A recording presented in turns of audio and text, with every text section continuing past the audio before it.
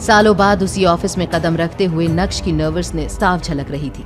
अब वो यहाँ सिर्फ भानुशाली खानदान के मेंबर नहीं बल्कि सीईओ की हैसियत से खड़ा था। लेकिन तभी किसी और ने भी ऑफिस में एंट्री ली, जिसे देखकर नक्श के चेहरे पर मुस्कान आ गई।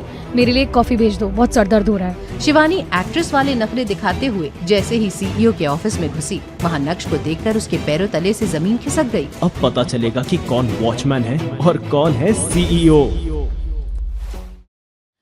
कल तक था जो एक मामूली घर जमाई, आज कैसे बन गया इतनी बड़ी कंपनी का मालिक। जिसे समझ रहे थे सब एक वॉचमैन, उसने कैसे की कंपनी के बड़े बड़े लोगों की हवा टाइट। और अब क्या होगा जब शिवानी नक्श को ऑफिस के अंदर मिलेगी।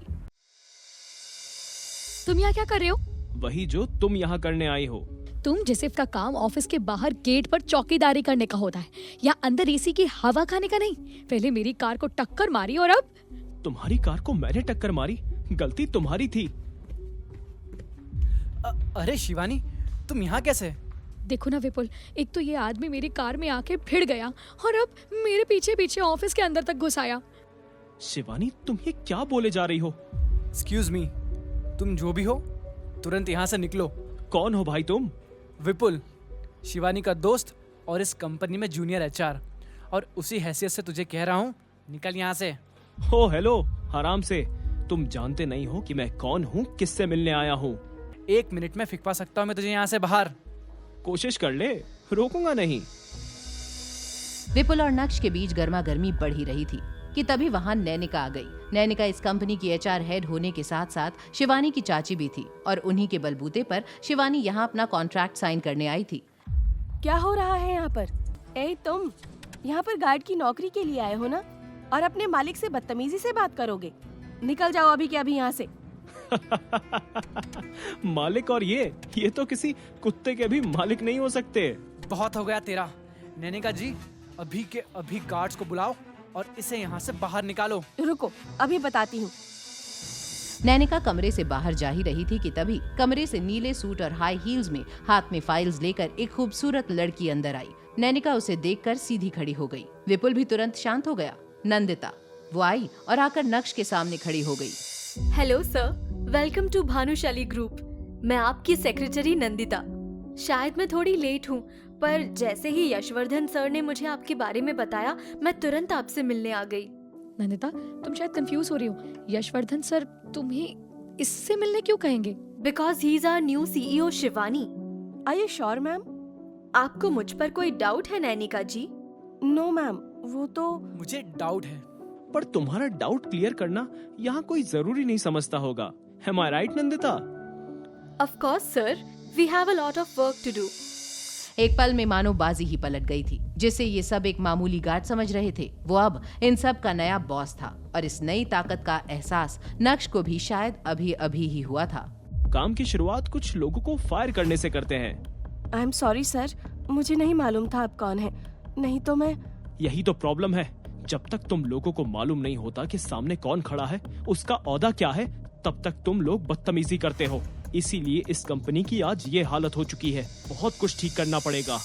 ये तो अपने पैर पर कुल्हाड़ी मारने वाली बात हो गई थी। विपुल, शिवानी और नैनिका को उनका ही कहा हर एक शब्द जैसे अब काटने दौड़ रहा था। पर तभी एक पियोन ने आकर बताया कि जावेरी ग्रुप का मालिक नवीन जावेरी उनसे मिलने आया है। नंदिता, जावेरीज तक ये मैसेज पहुंचा दो कि अब से उन्हें कोई भी मीटिंग करनी हो तो पहले मेरा अपॉइंटमेंट ले और किसी भी ऐरे गहरे को इस ऑफिस में ना भेजे, खासकर इस नवीन जावेरी को। अब उनका रिप्रेजेंटेटिव कौन होगा ये मैं तय करूंगा। जी सर, मैं अभी नवीन जी को जाने को बोलती हूँ।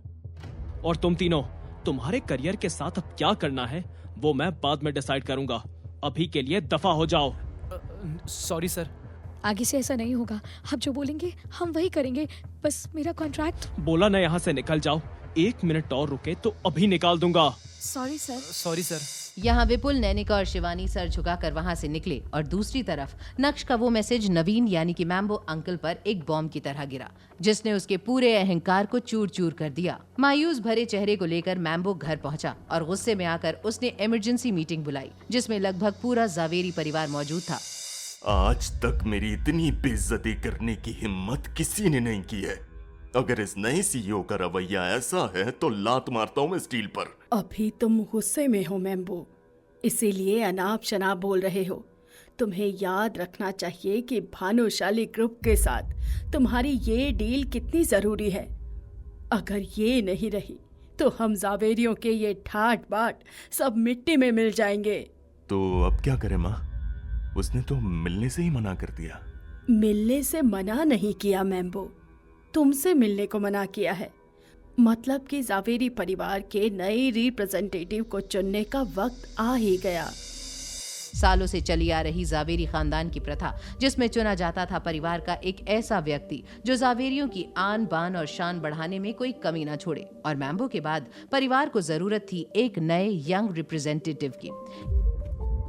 ये लो, शैतान का नाम लिया और वो मैम्बो मैं तो मजाक कर रहा था माँ, पर अनीका से तो पूछिए क्या वो इतनी बड़ी डील के लिए तैयार है? अनीका, तुम तैयार हो ना? दादी पर मैं अभी परवार मत करो अनीका, तुम्हें पता है ना इस डील से जावेरी परिवार को कितना फायदा होगा।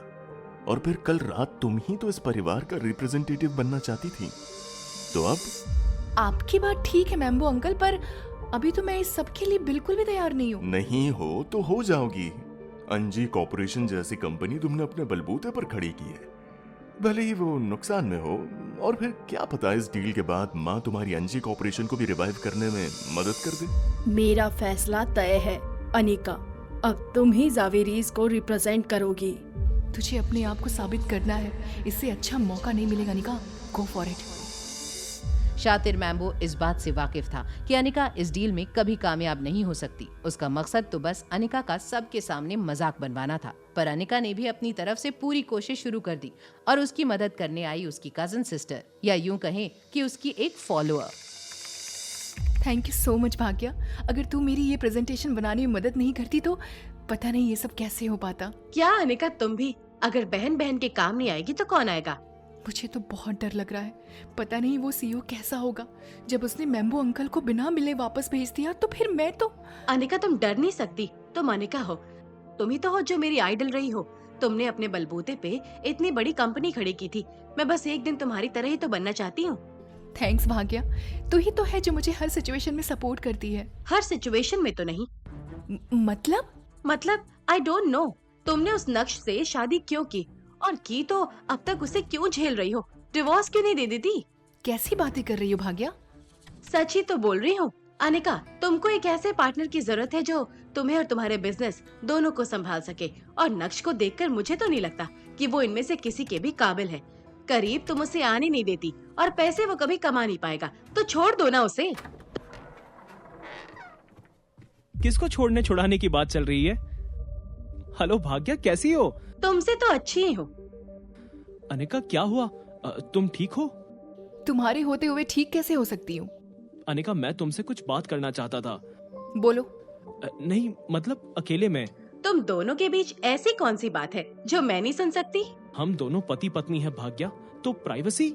ज्यादा इमोशनल ड्रामा करने की जरूरत नहीं है, उसके सामने भी बात की जा सकती है। मैं ये पूछ रहा था, तुमको अपनी कंपनी के लिए कितने पैसों की जरूरत है? क्यों, तुम मदद करोगे अनिका की? अच्छा बताओ, कितने पैसे हैं तुम्हारे पास?